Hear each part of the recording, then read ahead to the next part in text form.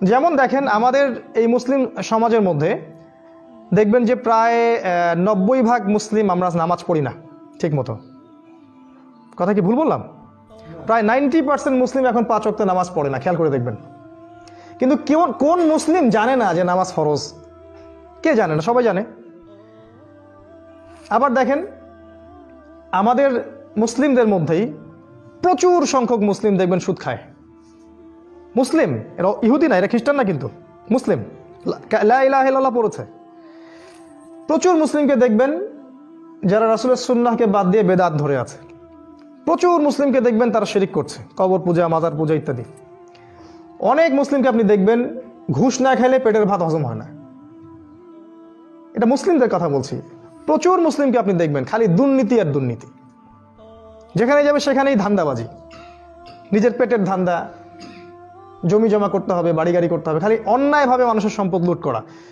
আমরা দেখে আসলাম বিভিন্ন জায়গায় সফর করে, অন্যায়ভাবে মানুষের সম্পদ যেভাবে আত্মসাৎ করা হচ্ছে, বিঘার পর বিঘা জমি, বিঘার পর বিঘা ল্যান্ড, একরের পর একর। ক্ষমতা আছে, দাপট আছে, গরিবের মাল চুষে খেয়ে ফেললো। এরা কি অমুসলিম? সবাই মুসলিম, সবাই মুসলিম, লা ইলাহা ইল্লাল্লাহ সবাই পড়েছে। সবাই জানে যে ঘুষ খাওয়া হারাম, সবাই জানে সুদ খাওয়া হারাম, সবাই জানে নামাজ 5 ওয়াক্ত ফরজ, দুর্নীতি করা খারাপ। কে জানে না? সব মুসলিমই জানে। তারপরে কেন করে? কারণটা আমি আপনাকে বলছি। কারণটা হচ্ছে কোরআন এবং সুন্নাহ এর অর্থটা পড়েও ভিতরে ঢুকতে পারে নাই। যা হৃদয়ের ভিতরে কোরআন এবং সুন্নাহর নূর প্রবেশ করছে, সে কিন্তু কখনো এই কাজগুলো করতে পারবে না ইনশাআল্লাহ। আর এই নূর শুধু রিডিং পড়লে আপনার ভিতরে যাবে না, আপনাকে ওগুলো নিয়ে ভাবতে হবে, গবেষণা করতে হবে, চিন্তা করতে হবে। অর্থ না বুঝলে আপনি এটা করতে পারবেন না। লাস্ট একটা এক্সাম্পল দিচ্ছি। আল্লাহ পাক এই সূরা ফাতিহার কথাই বলি। সূরা ফাতিহা আল্লাহ পাক বলেছেন গায়রিল মাগদুবি আলাইহিম ওয়ালাদ-দাল্লিন। দোয়া করি আমরা শেষে, গায়রিল মাগদুবি আলাইহিম ওয়ালাদ-দাল্লিন। হে আল্লাহ, আমাদেরকে সোজা পথে চালাও, ওই পথে চালিও না যে পথে আপনি মাগদুব এবং দল্লিনদেরকে চালিয়েছেন, বা তাদের পথে চালিও না যারা গজবপ্রাপ্ত এবং পথভ্রষ্ট। আমাদেরকে সিরাতুল মুস্তাকিমে চালাও, তাদের পথ যারা অনুগ্রহপ্রাপ্ত, তাদের পথে নয় যারা গজবপ্রাপ্ত এবং পথভ্রষ্ট। নবী সাল্লাল্লাহু আলাইহি ওয়াসাল্লামকে জিজ্ঞাসা করা হলো, হে আল্লাহ রাসূল, এই মাগদুব কারা আর দল্লিন কারা? আমরা যে বলি মাগদুবদের পথে চালিও না, দল্লিনদের পথে চালিয়েন না, হে আল্লাহ, এরা কারা? নবী সাল্লাল্লাহু আলাইহি ওয়াসাল্লাম বললেন, হুমুল মাগদুব, আল মাগদুব হুমুত ইয়াহুদ। মাগদুব হচ্ছে ইহুদি জাতি, ও দল্লিন হুমুন নাসারা, আর যারা দল্লিন তারা হচ্ছে নাসারা, খ্রিস্টান। তার মানে আমরা প্রত্যেক রাকাতেই আমরা আল্লাহকে বলছি, আল্লাহ আপনি আমাদেরকে ইহুদি এবং খ্রিস্টানদের মধ্যে যারা ফাসাদ সৃষ্টি করছে সারা বিশ্বে, এদের পথে, এদের আদর্শে আমাদেরকে চালিয়েন না। এটা আপনি বলছেন প্রত্যেক ওয়াক্তের নামাজেই। কিন্তু দুর্ভাগ্যজনক হচ্ছে আপনি মসজিদ থেকে বের হয়েই আপনার পোশাক আশাক, আপনার খাওয়া দাওয়া, আপনার চলাফেরা, আপনার অর্থনীতি, রাজনীতি, সব কিছু, ব্যাংকিং সিস্টেম, এভরিথিং, সংস্কৃতি ওই ইহুদি খ্রিস্টানদের অনুসরণেই করছেন। দুঃখের সাথে বলতে হয়।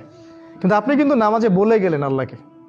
তার মানে সমস্যাটা কোথায়? আপনি অর্থটা জানেন না। যদি আপনি অর্থটা জানতেন তাহলে আপনার মনের মধ্যে একটা দাগ আসতো, বাধা আসতো, যে না, আমি তো আল্লাহর কাছে এইভাবে বলছি, এটা করা ঠিক হচ্ছে না। অ্যাটলিস্ট আপনি চিন্তা করতেন কাজটা ঠিক হচ্ছে না। দেখেন, দুই রকম পাপী হয়। এক শ্রেণীর পাপী হচ্ছে যারা বুঝে যে আমি পাপ করছি, আল্লাহ আমি চুরি করেছি, আমি পাপ করেছি, আল্লাহ আমার দ্বারা জেনা হয়ে গেছে, আমি অন্যায় করেছি, আমি অমুককে গালি দিয়েছে, কাজটা খারাপ করেছি। ওর ভিতরে এই চেতনাবোধটা কাজ করে, আমি খারাপ কাজ করেছি। আল্লাহ পাক চান তো এই ব্যক্তিকে মাফ করে দিতে পারেন ইনশাআল্লাহ। কিন্তু আর এক শ্রেণীর ব্যক্তিকে দেখবেন পাপ করলেও সে ওইটা মানে উদ্ধত অহংকারী আচরণের সাথে প্রকাশ করে, কোনো ফিলিংস নাই। আর ঠিকই করেছি, ঘুষ খেয়েছি, ঠিকই করেছি, দুর্নীতি করেছি, করার দরকার ছিল, সুদ খাই, খাওয়ার দরকার ছিল, এগুলো না করলে কেউ চলে? ও পাপটাকে পাপ মনে করে না। তো এই পাপকে পাপ মনে না করাটা বড় ধরনের পাপ। এটার কারণেই হয়তো বা আল্লাহ পাক তাদেরকে জাহান্নামে দিবেন। তো এই জিনিসটা আপনার ভিতরে আসবে যদি আপনি অর্থটা বোঝেন। তারপর কি করবেন? আপনাকে আদেশগুলো মেনে চলতে হবে। কোরআনের যতগুলো আদেশ আছে আপনি আপনার সাধ্যমতো মানার চেষ্টা করুন। যেমন সলাৎ, 5 ওয়াক্ত সলাৎ, রমজান মাসে সওম রাখবেন ইনশাআল্লাহ, সামর্থ্য হলে আপনি হজ করবেন। তার চেয়েও আগে আপনাকে জাকাত দেওয়া লাগবে, ওসর দেওয়া লাগবে। জাকাতের কথা আমরা সবাই জানি, ওসরের কথা অনেকে জানি না। যারা জমি চাষ করেন তাদের কিন্তু ওসর আসে, ওসর, এটাও কিন্তু আপনার ওই ফসলের জাকাত দিতে হবে। আপনার সামর্থ্য থাকলে হজ উমরা করবেন, আপনি সত্যের পথে চললেন, পিতামাতার সাথে ভালো আচরণ করলেন, আল্লাহর আদেশ নিষেধ মেনে চললেন, নবীর সুন্নাহ মেনে চললেন, এই যে আদেশগুলা, এগুলো মেনে চললেই তো আপনার জান্নাত ইনশাআল্লাহ। আর আমরা তো জানি দুনিয়ার জীবনটা ক্ষণস্থায়ী, খুবই খুবই অল্প সময় বাকি আছে আমাদের হাতে, খুবই অল্প সময়। আপনি 5টা বছর অপেক্ষা করে দেখেন পুরো বিশ্বে কি পরিবর্তন আসতে যাচ্ছে সামনে, আপনার চিন্তার বাইরে এগুলা। আমি বলি না কারণ জটিল হয়ে যাবে খুতবা, চিন্তার বাইরে। আমার মত যে বহু মানুষ হার্ট অ্যাটাক করেই মারা যাবে, বহু মানুষ যারা দুনিয়ার পিছনে ছুটছে, এরা যখন দেখবে 5 বছর পরে বা 10 বছর পরে বিশ্বের এই অবস্থা, দেশের এই অবস্থা, বা পুরো গ্লোবালি এরকম ফাসাদ সৃষ্টি হচ্ছে, ও হার্ট অ্যাটাক করেই মারা যাবে। একটা খালি হাদিস আপনাকে বলি, এই হাদিসটা আমি পড়েছি কয়েকদিন আগে, পড়ে দেখলাম যে এই যুগের জন্য হাদিসটা প্রযোজ্য। মুসনাদে আহমদ 4th খণ্ডের 104 নম্বর হাদিস। নবী সাল্লাল্লাহু আলাইহি ওয়াসাল্লাম বলেছেন, বাইনা ইয়াদাই সাআহ, কিয়ামতের ঠিক কাছাকাছি সময়ে, মুতানুন শাদীদ, প্রচণ্ড রকম ব্যাপক একটা মহামারী দেখা দিবে। আমি হিস্ট্রির ছাত্র, হিস্ট্রি ঘেটে দেখেছি কোনো মহামারী এত লং টাইম সাস্টেইন করেনি পৃথিবীতে, যেটা এটা করছে এবার, যেটা করছে। 1 বছর 1.5 বছর তো হয়ে গেল, সামনে আসবে আপনার কোভিড-20, 21, এবং এই 21 সালের শুরুর দিকে একটা ভাইরাস, 21 সালের শেষের দিকে একটা ভাইরাস আসতে পারে। তো আল্লাহ রাসূল এই কথাটা বলে গেছেন যে কিয়ামতের আগে আগে একটা প্রশস্ত সময় জুড়ে মুতানুন শাদীদ, কঠিন একটা মহামারী আসবে। এক সময় এটা ঠিক হয়ে যাবে। আল্লাহ রাসূল বলছেন ওয়া বা'দাহু, এর পরে আসবে, ওয়া বা'দাহু, এবং এর পরে আসবে সানাওয়াতিজ জালাজিল। সানাহ মানে হচ্ছে 1 বছর, সানাওয়াত মানে অনেকগুলো বছর, জালজালা মানে ভূমিকম্প, জালাজিল মানে অনেক ভূমিকম্প। আমি বুঝতে পারলাম? এই মহামারীর এই ফেজ অফ টাইম, মানে এই সময়টুকু চলে যাওয়ার পরে আসবে এমন একটা সময় যখন বছরের পর বছর ধরে ভূমিকম্প হতে থাকবে এই বিশ্বে। পৃথিবীর কোনো শক্তির ক্ষমতা নাই এগুলোকে ঠেকায়, যতই চেষ্টা করুক না কেন। এখন চিন্তা করেন, যারা এরকম 10 তলা 20 তলা 30 তলার দিকে ঝুঁকে আছে বিশ্বে, এই প্রত্যেকটা একটা একটা করে কবরস্থান হয়ে যাবে, ওরা হার্ট অ্যাটাক করেই মারা যাবে। কি হচ্ছে বিশ্বে? অতএব সামনের সময় খুব কম। এই জায়গায় আপনাকে কোরআন পড়া, হাদিস পড়া, এর অর্থ বোঝা, আমল করাটা দ্রুত শুরু করতে হবে। এর পাশাপাশি আপনাকে নিষেধ বর্জন করতে হবে।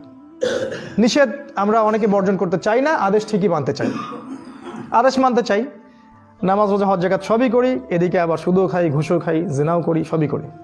এটা করা যাবে না ইনশাআল্লাহ। কারণ আল্লাহর জন্য যখন আপনি অন্যায় থেকে দূরে থাকবেন, এই ব্যক্তিকে বলা হচ্ছে মুহাজির।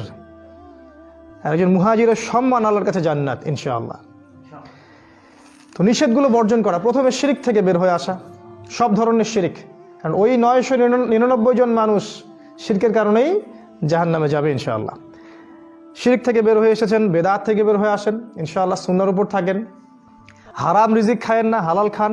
গত জুমায় আমি তো আপনাদের কাছে আল্লাহর ওয়াস্তে বলেছিলাম হালাল রিজিকে থাকেন, হারামে যাবেন না। এরপরে অবৈধ সম্পর্ক থাকলে বের হয়ে আসেন। সুদ খাইলে তওবা করে ফিরে আসেন। শোনেন, সুদ খেয়ে যদি আপনি অনেক বড় বড় সম্পত্তি করে থাকেন, আজকে যদি আপনি তওবা করে ফিরে আসেন, সব গুনাহ মাফ করে দিবেন আল্লাহ পাক ইনশাআল্লাহ। ইনশাআল্লাহ। যদিও এটা মায়ের সাথে জেনার মতো অপরাধ, আল্লাহ পাক তওবা এত পছন্দ করেন, ফিরে আসেন, মাফ হয়ে যাবে ইনশাআল্লাহ। ঘুষ খেয়েছেন, তওবা করে ফিরে আসেন। অন্যের সম্পদ আত্মসাৎ করেছেন, হায়াত থাকতে থাকতে ফেরত দিয়ে দেন। এটা লজ্জার কিছু নাই। গিয়ে বলেন আমার অন্যায় হয়ে গিয়েছিল, আমি বুঝিনি, দিনের জ্ঞান ছিল না আমার কাছে, এখন দিনের জ্ঞান এসেছে, এই জমি তোমার ফেরত দিয়ে দিলাম। যার যার সম্পত্তি ভাগ ভাগ করে দিয়ে দেন। নিজের যতটুকু এতটুকু আপনি ফি সাবিলিল্লাহ রাখেন, নিজের সন্তানদের জন্য রাখেন, ঠিক আছে। অন্যের জায়গায় হাতে দিয়ে আগুনের টুকরা, এক একটা আগুনের টুকরা। এই যে কয়দিন আগে আমরা গাইবান্ধা সফর থেকে আসলাম, সেখানে শুনলাম মসজিদের জন্য ওয়াকফ করা জমিও বিক্রি করে খেয়ে ফেলছে।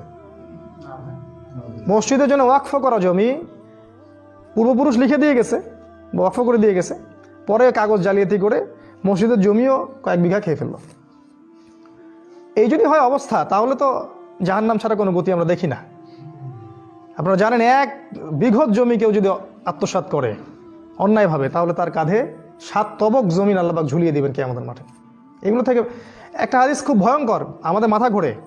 আল্লাহ রাসূল বলেছেন কিয়ামতের মাঠে প্রচুর মানুষ উঠবে যাদের অনেক পুণ্য থাকবে, পাহাড়ের সমান পুণ্য থাকবে, অনেক নেকি করেছে, কিন্তু পাওনাদার দাঁড়িয়ে থাকবে পুলসিরাতের উপরে, কাউকে গালি দিয়েছে, কারো সম্পদ আত্মসাৎ করে খাইছে, কাউকে আপনার কি বলবো অপবাদ দিয়েছে, কষ্ট দিয়েছে, কাউকে মারছে, কাউকে অন্যায়ভাবে হত্যা করছে। মানুষের সাথে হক জড়িত আছে, সবাই দাঁড়িয়ে থাকবে পুলসিরাতের উপর। নবী সাল্লাল্লাহু আলাইহি ওয়াসাল্লাম বলেছেন, সবাইকে যতক্ষণ পর্যন্ত না সে তার নেকি থেকে ওদের ঋণ পরিশোধ করছে ততক্ষণ সে জান্নাতে যেতে পারবে না। আর যদি নেকি দিতে দিতে দিতে দিতে সব নেকি শেষ হয়ে যায়, তাহলে ওদের গুনাহ তার কাঁধে চলে আসবে, এই গুনাহ নিয়ে সে জাহান্নামে চলে যাবে। খুব সাবধান। তাই অবশ্যই আদেশের সাথে নিষেধটা বর্জন করে চলি ইনশাআল্লাহ। এরপরে আপনাকে যেটা করতে হবে, এই কোরআন সুন্নাহর দাওয়াতটা আপনি প্রচার করেন ব্যক্তিগতভাবে, পারিবারিকভাবে। যদি আপনি অ্যাসোসিয়েশন করতে পারেন, সাংগঠনিকভাবে করেন, কোনো সমস্যা নাই। যে কোনো দল বা যে কোনো সংগঠনই থাকেন না কেন, আপনি মানুষকে আল্লাহ, কোরআন এবং রাসূলের দিকে ডাকেন, সিম্পল। এবং যে বিষয়গুলো নিয়ে আমাদের মাঝে খুব তর্কাতর্কি আছে, ওগুলো আপাতত এড়িয়ে চলেন, নাহলে আপনি সবাইকে এক জায়গায় আনতে পারবেন না। আর শেষ যেটা করবেন, কোরআন সুন্নাহ এর মধ্যে আল্লাহ পাক যে হেদায়েতগুলো নাজিল করেছেন, বিধান, লস, শরিয়াগুলো, এগুলোকে বাস্তবায়নের জন্য চেষ্টা করুন। আপনাকে করতে বলা হয়নি, চেষ্টা করতে বলা হয়েছে। যদি আপনি ভালো বলতে পারেন বলুন, লিখতে পারলে লিখুন, অর্থ সম্পদ থাকলে দিনের জন্য কিছু কাজ করে যান, কবরে এগুলো আপনার কাজে দিবে ইনশাআল্লাহ। যদি আপনি ভালো চিন্তা করতে পারেন, পরামর্শ দিয়ে হেল্প করেন। এক কথায় মানব সম্পদে রূপান্তরিত হন, বোঝা হয় না।